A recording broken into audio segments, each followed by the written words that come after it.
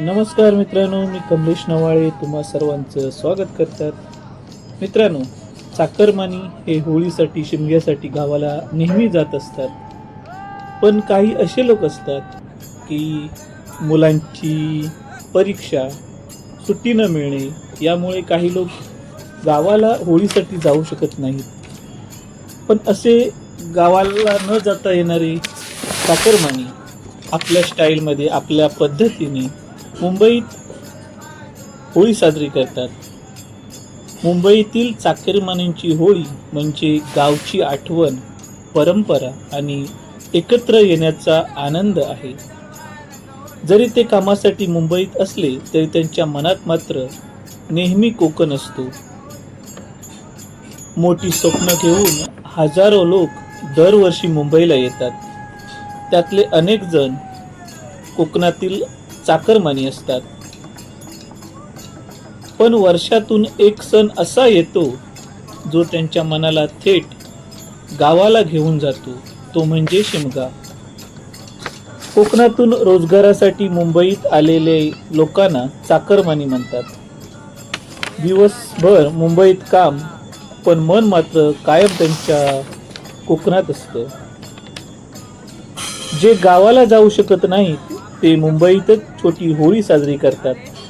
चाळीत किंवा सोसायटीत नारळ अर्पण करून होळीची पूजा केली जाते. होळीच्या दिवशी कोकणात ज्या विविध पक्वानं तयार करतात, होळीच्या दिवशी कोकणातील चवी मुंबईत उतरतात. पुरणपोळी, घावणे, नारळाचे पदार्थ या सगळ्या चवीत लपलेली असते कोकणाची आठवण. कोकणातील शिमगा म्हणजे उत्सव, रात्रभर चालणारे खेळ, ढोल ताशांचा गजर आणि गावभर पसरलेला आनंद. मुंबईत राहूनही चाकरमान्यांच्या मनात कोकण जिवंत असतो. होळी हा फक्त सण नाही तर गावाशी जोडलेली एक भावना असते. याचा प्रत्यय तुम्हाला या व्हिडिओच्या माध्यमातून येईल. मित्रांनो, चाकरमान्यांची मुंबईतील होळी म्हणजे कोकण आणि मुंबई यांना जोडणारी एक खास भावना आहे. कोकणातील अनेक लोक कामासाठी मुंबईमध्ये राहतात, त्यामुळे होळीच्या दिवसात या चाकरमान्यांची होळी साजरी करण्याची पद्धत वेगळी आणि भावनिक असते. होळी जवळ आली की चाकरमान्यांना त्यांच्या गावाची खूप आठवण येत असते. कोकणात जसे शिमगा होळी साजरी केली जाते, तशी परंपरा मुंबईतही ठेवण्याचा प्रयत्न केला जातो. ज्या लोकांना कोकणात जाणे शक्य नसते ते लोक मुंबईतील चाळी, सोसायटी किंवा कोकण मंडळे एकत्र येऊन होळी पेटवतात. यावेळी गावासारखेच वातावरण तयार करण्याचा प्रयत्न केला जातो.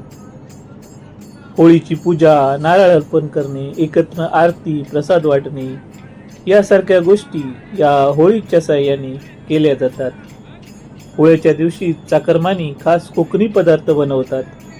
पुरणपोळी, घागरे, फणसाचे किंवा आंब्याचे पदार्थ, नारळाच्या आधारित विविध पदार्थ. हे पदार्थ खाल्ले की त्यांना गावची चव आठवते.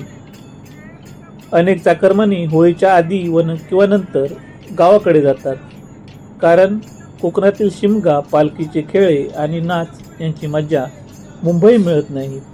या काळात ते ट्रेन, एसटी मिळेल ती गाडी पकडून गावाला जात असतात. खरंच मित्रांनो, खार जशी आकाशात जेट घेत असते, आकाशात मुक्त विहार करत असते, परंतु तिचं लक्ष मात्र आपल्या मुलांकडे असतं. त्याप्रमाणे चाकरमानी देशाच्या कुठल्याही कानाकोपऱ्यात असला तर होळीच्या दिवशी आपल्या गावी जाण्याचा प्रयत्न करत असतो.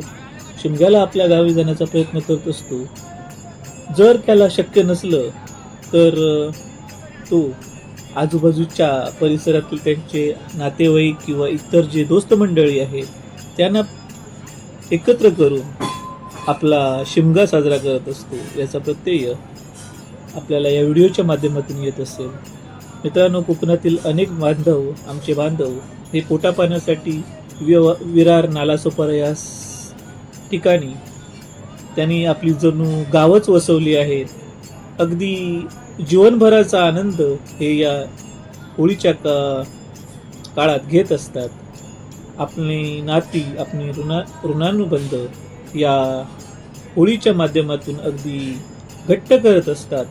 याचा प्रत्यय या व्हिडिओतून होत असेल. मित्रांनो, कोकणातील विविध परंपरा, रूढी या गावाला जरी न जाता आलं तरी या आजूबाजूच्या ठिकाणी म्हणजेच नालासोपारा असो, विरार असो या ठिकाणी येथे होळी साजरी करून आपला आनंद व्यक्त करत असतात. अशा प्रकारे पाहत रहा हा चाकरमान्यांची आगळी वेगळी होळी, फक्त खास तुमच्यासाठी. तुम्हाला व्हिडिओ आवडला तर नक्की लाईक करा, शेअर करा, सबस्क्राईब करा. धन्यवाद.